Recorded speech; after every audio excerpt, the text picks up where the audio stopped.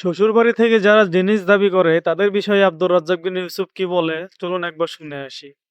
আমি টুটা ফাটা যেটুকু কোরআন হাদিস বুঝি তাতে মেয়ের বাপের 10টা টাকা খরচ হবে বিবাহের শুরু থেকে নিয়ে শেষ পর্যন্ত, এর কোনো প্রমাণ কোরআন হাদিসে নাই।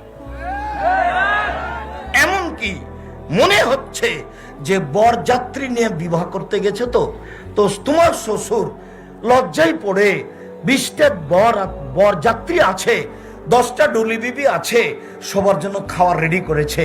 উচিত হবে বের হয়ে চলে আসার সময়তে, আব্বা আপনার তো কিছু খরচ হয়ে গেছে, 50,000 টাকা থাকলো আপনার কাছে। আমার এই কথা কি বুঝতে পেরেছেন? তার মানে খরচের কোনো পথঘাট মেয়ের বাপের বোঝা যায় না। আল্লাহর কসম, আমি আপনাদের কাছের মানুষ, বাড়ির মানুষ, আমি আপনার ছেলে, আপনার ভাতিজা, আপনার ভাই, আমি যেভাবে কোরআন হাদিস বুঝি তাতে 1টা টাকা মেয়ের বাপের খরচ হবে এরকম কোন কোরআন হাদিসে প্রমাণ করা যাবে না, বিধানে নাই। আর আমি যে কথা বললাম এইভাবে উল্টে ধরার কোনো পথ নাই কিয়ামত পর্যন্ত। তো আল্লাহ নবী যে বললেন ফাতেমাকে, সালিনি মা শেতে, ফাতেমা তুমি যদি কিছু চাও তাহলে চাও, আমি তোমাকে দিব, বিচারের মাঠে আমি কোনো উপকার করতে পারবো না। এটা হলো বিবাহের অনেকদিন পরে।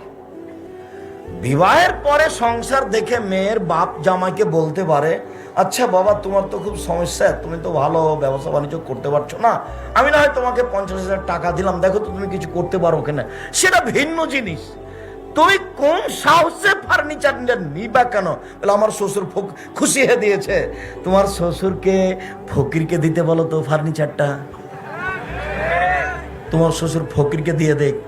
বিশ্বাস করো, ভিক্ষা করা টাকা দিয়ে চাউল কিনে ভাত খেয়ে এবাদাত কবুল হবে।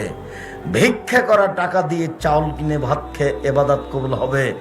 যৌতুকের টাকা দিয়ে চাউল কিনে ভাত খেয়ে এবাদাত কবুল হবে না।